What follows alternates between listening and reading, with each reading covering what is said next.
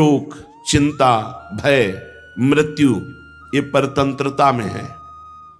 स्वतंत्रता कितनी प्रिय होती है कि हम आनंद उल्लास मनाते हैं कि आज स्वतंत्रता दिवस है।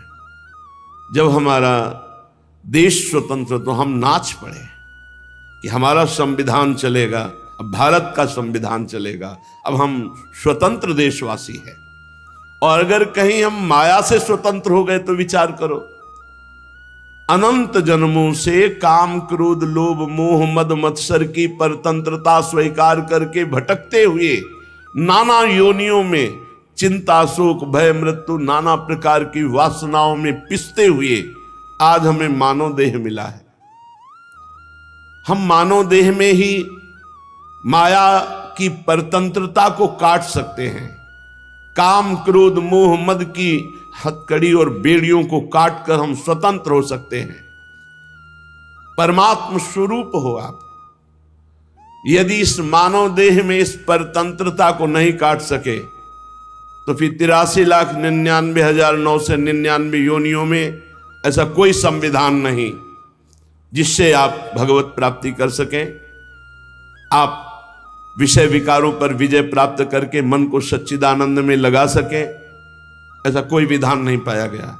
एकमात्र केवल मानव देह साधन धाम मोक्ष कर द्वारा पाई न जे परलोक सम्हारा, सो परत्र दुख पावई सिर धुनि धुनि पछताए, काल ही कर्म ही ईश्वर ही मिथ्या दोष लगाए। बढ़िया अवसर मिला है, इसे भाग्य के ऊपर मत छोड़ो, ये भाग्य से नहीं मिलता। भाग्य कहते हैं शुभ अशुभ कर्मों से बने हुए प्रारब्ध को। ये भगवत प्राप्ति प्रारब्ध से नहीं होती, ये भगवत भजन प्रारब्ध से नहीं होता। ये प्रारब्ध संयोग, वियोग, सुख दुख, लाभ हानि, मान अपमान, निंदा स्तुति, यही गतियां दे सकता है। ये भजन करा के त्रिगुणातीत, कालातीत, मायातीत नहीं कर सकता, इतना प्रारब्ध में दम नहीं है। ये मानव देह यदि साधु संग को प्राप्त हो गई तो हमारे विचार में पवित्रता आने लगती है, विवेक जागृत हो जाता है, फिर सत असत का ज्ञान होता है। फिर असत की जो परतंत्रता हमने स्वीकार कर रखी है वो स्वाभाविक अपने स्वरूप स्वीकृति से या गुरु चरणारविंद की भक्ति से हम काम क्रोधादि की परतंत्रता को मिटाकर जीवन मुक्त अखंडानंद, परमानंद, ज्ञानानंद, प्रेमानंद, विज्ञानानंद, इसको प्राप्त होते हैं। ये हमारा स्वरूप है, ये कोई साधना की उपलब्धि नहीं है। साधना से असाधन अज्ञान का नाश हुआ और सहज स्वरूपानंद प्रकाशित हो गया। शंकर सहज स्वरूप संहारा, तो लाग समाधि अखंड पारा। हथकड़ी बेड़ी जड़कड़ी हुई है मोह की, राग की, काम की, क्रोध की, और हम समझ रहे हैं हम स्वतंत्र हैं। काम के गुलाम, क्रोध के गुलाम, मोह के गुलाम, विविध विषयों की गुलामी कर रहे हो। हम कह रहे हैं हम स्वतंत्र, हम जो चाहे कर सकते हैं। तुम कुछ नहीं कर सकते, केवल अपना पतन कर सकते हो। यदि सत्संग और शास्त्र स्वाध्याय नहीं है तो कुछ नहीं कर सकते। जो क्रियाएं करोगे वो अहंकार से करोगे। अहंकार विमूढ़ात्मा कर्ता हमिति मन्यते, और जो कर्ता भाव रख करके करता है अवश्य में वो भोक्तव्यम, उसे भोगना पड़ेगा। कृतम कर्म शुभाशुभम, जो कर्ता भाव से शुभ अशुभ कर्म किए भोगना। ये परतंत्रता कब तक चलेगी, कब तक भोगता रहूंगा। ये मानव देह मिली है इसी परतंत्रता को मिटाने के लिए। 4 हैं हमारी उपासना की बिंदु: धाम, नाम, रूप और लीला। 4 में किसी एक को पकड़ लो। कई बार बताया है, जैसे चद्दर के 4 कोने हैं, किसी एक कोने को मजबूती से पकड़ लो, शेष 3 कोने अपने आप आ जाएंगे। जैसे आप धाम को पकड़ लो, मेरा सर्वस्व धाम। धाम की कृपा से स्वाभाविक नाम का जप होने लगेगा। देख लो, अगर निरपराध रह पाओ, यहां फिरे स्वार्थ आपने, भजन गहे फिरे बाह। वृंदावन में स्वार्थो उलटी भजन होए जात। यहां तो भजन पकड़ लेता है, भजन बाह पकड़ लेता है। आप स्वार्थ में घूम रहे हैं और चलत फिरत सुनियत यह श्री राधा वल्लभ लाल, ऐसे वृंदा विपिन में बसत रहो सब काल। यहां की वायु का स्पर्श भजन है, क्योंकि वो वृंदावन की रेणु लेकर, रज लेकर के जब हमारे शरीर का स्पर्श करती तो हम निष्पाप होते हैं। या आप किसी भी कार्य हेतु जा रहे हैं तो कोई न कोई महाभागवत के दर्शन होंगे, आप पहचानो ना पहचानो, चाहे वो ब्रजवासी हो, चाहे वो कोई बाहर से आया हुआ महापुरुष हो, आपको जरूर संत दर्शन होंगे, क्योंकि वैष्णव धाम है। संत दरस जिम पातक टरे, जो भजन का फल है कि अपराध मुक्त होकर, पाप मुक्त होकर भगवत भजन में वृत्ति लग जाना, अमोघस्य, संतों का दर्शन अमोघ होता है। श्रीधाम वृंदावन अपने आप में संपूर्ण भजन है। कुछ नहीं हो रहा, आप वृंदावन में पड़े केवल निरपराध समय व्यतीत कर रहे तो आपको भगवत प्राप्ति हो जाएगी। बिल्कुल विश्वास कीजिए। और देश के बसत ही अधिक भजन जो होए, यही सम तो पूजत नहीं, वृंदावन रहे सोए। वृंदावन रहने मात्र से या पड़े पड़े सो रहा, कोई अपराध नहीं कर रहा, तो उसे भगवत प्राप्ति हो जाएगी। क्योंकि भगवत प्राप्ति के 4 जो बिंदु हैं, उसमें एक धाम को पकड़ लिया। धाम में नाम अपने आप, और जब नाम में प्रीति हो जाती तो रूप प्रकाशित हो जाता है, और जहां रूपासक्ति हुई तो लीला में प्रवेश हो जाता है। तो धाम की आसक्ति, आश्रय मात्र से 4 की प्राप्ति। अब जिन्हें धामवास नहीं मिला, वो धाम का आश्रय लेकर नाम जप में लगे, खूब नाम को पकड़ लें, उठते बैठते चलते फिरते हर समय राधा राधा राधा।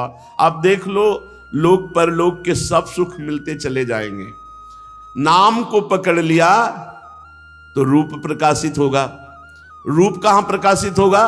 धाम में। तो धाम प्रकाशित होगा पहले, बाद में रूप। क्योंकि यद वृंदावन मात्र गोचरम हो, हमारे युगल सरकार वृंदावन में ही दिखाई देंगे। आप चाहे देश विदेश कहीं हो, यदि आपका भजन परिपक्व हुआ तो पहले वृंदावन प्रकट होगा, फिर प्रियालाल, फिर रूप प्रकट होगा। और जहां रूपासक्ति हुई तहां लीला में प्रवेश हो गया। धाम से, नाम से, ये 2 समर्थ साधन हैं। क्योंकि रूप और लीला ये बहुत दूर की बात है। जैसे चद्दर फैला दो तो 2 कोने नजदीक हैं, धाम और नाम, और 2 कोने बहुत दूर हैं, जो रूप और लीला है। सीधे रूप ध्यान नहीं हो सकता किसी का, पक्का समझो। सीधे लीला में प्रीति नहीं हो सकती। यदि आपने रसिकों का संग नहीं किया तो रसिकों का संग कहां मिलता है? भगवत धामों में।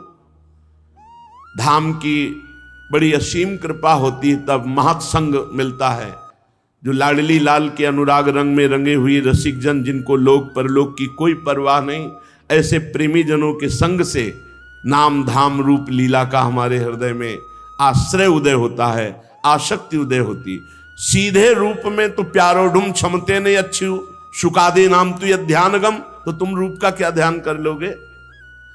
और लीला, लीला में प्रवेश पाना, ये लीला कथा श्रवण चिंतन कथन ये नवधा भक्ति के अंतर्गत है। लेकिन लीला में प्रवेश पाना है सिद्ध पुरुष का लक्षण। जो भावदेह सिद्ध हो गया वो लीला में प्रवेश पाता है।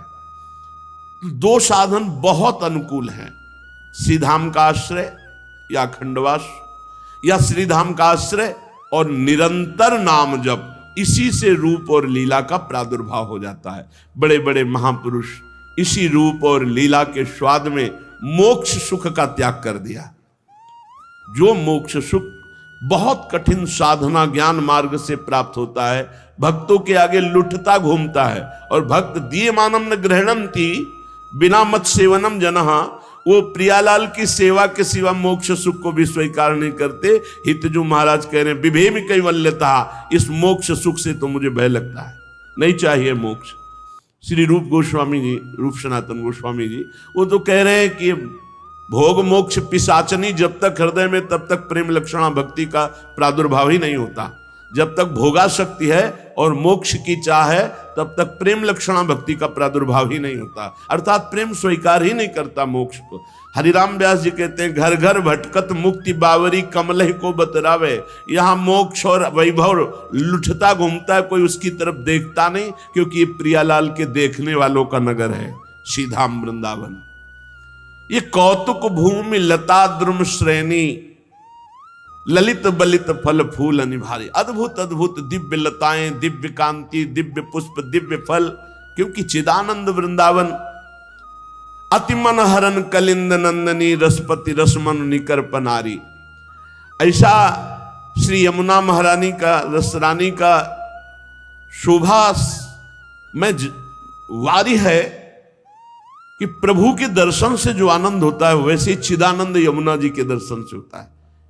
इन्हीं यमुना जी की आराधना से अपना वो रूप जब प्रकाशित करेंगी तो ऐसा लगता है मानो प्रियालाल का श्रृंगार रस ही प्रवाहित हो रहा हो। ऐसा लगता है प्रियालाल के हृदय से उच्छलित होकर प्रेम ही यमुना जी के रूप में प्रवाहित हो रहा हो। श्री वृंदावन दास जी कहते हैं, बलिहारी जाऊं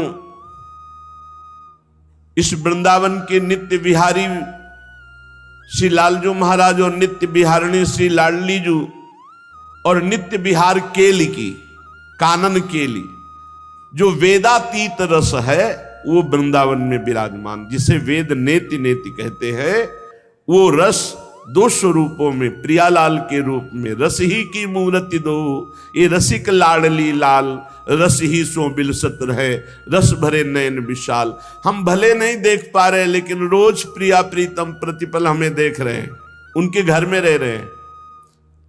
तो बोले आप तो घर में रह रहे हो, आपका तो काम हो गया, हम तो आश्रित हो जाओ, मन वचन कर्म से वृंदावन के आश्रित हो जाओ। कई बार बताया है, हम जिसका आश्रय लेते हैं उसका स्वाभाविक चिंतन होता है। यदि आप दूर कहीं रह करके वृंदावन का चिंतन करते हो, प्रगट वृंदावन का, तो वृंदावन को चिंतवन यह दीप उर्वारी, कोटि जन्म के अगतमय काट करे उजियारी। करोड़ों जन्मों के पापों का नाश करके प्रेम प्रकाशित कर देता है प्रगट वृंदावन का चिंतन। 5 मिनट कर लो रोज, आंख मूंदी प्रणाम किया, वृंदावन के परिक्रमा मार्ग को पूरा परिक्रमा लगाया है, 2, 3, 4 मिनट में लग जाएगी। यमुना जी को प्रणाम किया, 1 मिनट राधा वल्लभ जी के दर्शन किए, और सौभाग्य बने तो कुछ मिनट रसिकों के संग की भावना की, वहां बैठे हैं, वहां इस विषय की चर्चा हो रही, मैं उनके दर्शन कर रहा हूं। यही चिंतवन आपके करोड़ों जन्मों का जो अग है, पाप है, उसका नाश करके प्रेम का प्रकाश कर देगा। और